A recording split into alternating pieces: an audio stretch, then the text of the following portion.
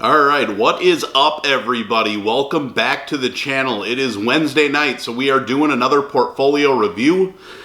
We do these every Wednesday, but I know we didn't last Wednesday. I took a week off. Still just trying to get the hang of this Fidelity app now that I switched from Robinhood.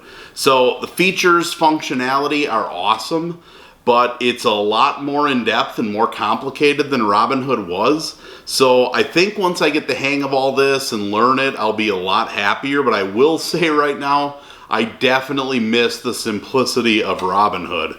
Probably the bigger part of our channel is our financial education videos that we shoot every single Saturday.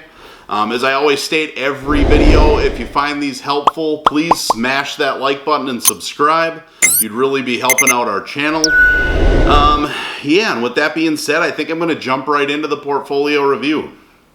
So, as I've got this pulled up on my screen here, I'm going to go through some of the features, at least this week, that I found and some of the things that I think are kind of nice. And like I said, I'm still trying to find my way doing these portfolio reviews just because this is different. So I'm going to start off with my positions. So I'll click on that once it finally loads. And I'm going to scroll down here just to what all of my positions are. Now I see that this sorted out differently, but generally how I've tended to sort it is I click on current value. So I like that so I can see kind of the weighted average from top to bottom. So as you can see here, VOO is definitely my biggest holding. It's $60,000 and like 67% of our total portfolio here. But you can also kind of see what the total gains and losses are, which are nice. It also kind of shows today's gains and losses. I did a lot of this stuff in Robinhood kind of on the graph view, which I liked. Again, all the information's in here and then some. So I'm, like I said, still just trying to learn, but that's kind of how I sort out my portfolio. And I figured here I just kind of show you all the different holdings that I've got. I'm trying to consolidate this and continually kind of scale it back.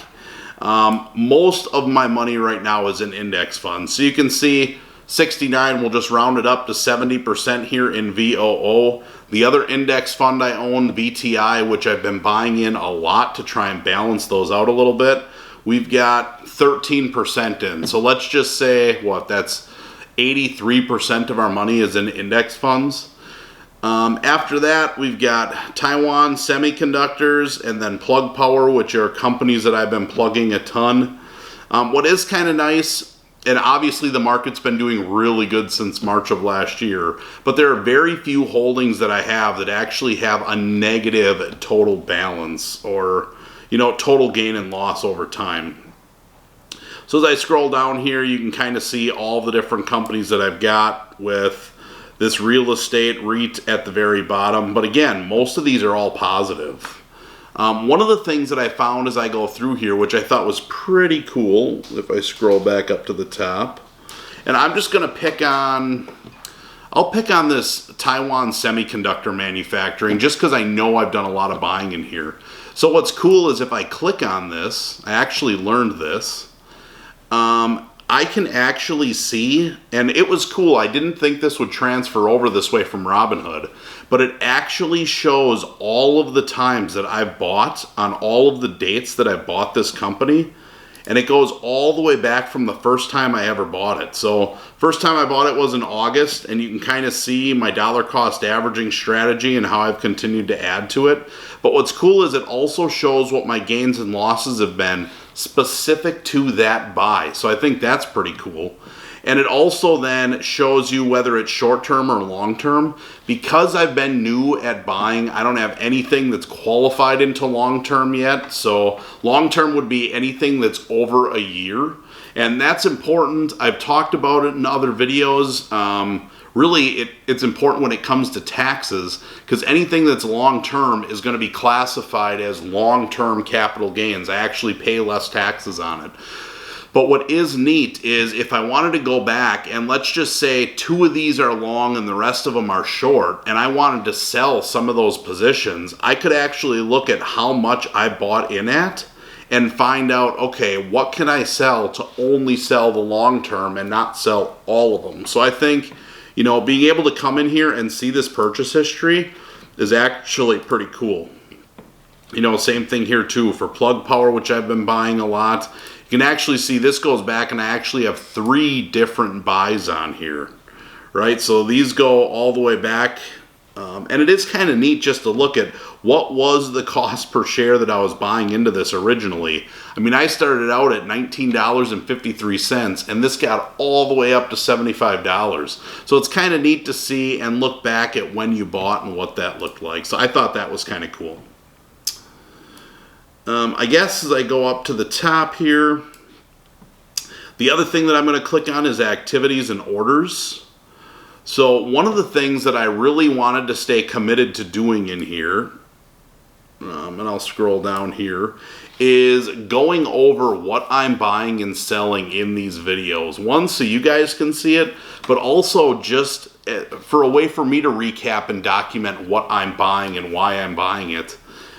You know, and as I go in here, the one thing that stinks is with Robinhood, I could do that stuff at night when I shot these portfolio reviews videos on Wednesday nights. What I've learned is if you're trying to buy these fractional shares on Fidelity, at least for index funds, maybe it would work for the other individual stocks, it won't let me do that at night. It'll block the transaction and say you need to wait until the market is open. Well, obviously I don't have time during the day to shoot these videos, so I got to do it when the market's open. So I think I'm going to just do the buys on Wednesdays once the paychecks come in and all that stuff, but not shoot the videos until at night. So until I find a better way, this is how I'm going to show what I'm buying each week. So we had a nice chunk of cashback rewards come in this week, which is why this number is so high.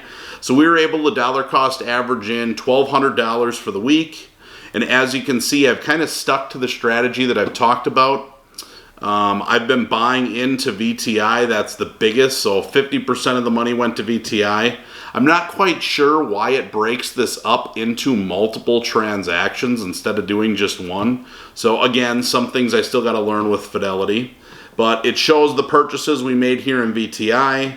Then the second one, which was like 40% of the money that we invested, went to TSM because, as I've stated in other videos, I really believe in that company long term. They pay a decent dividend, they've been extremely stable, and their product's in very high demand.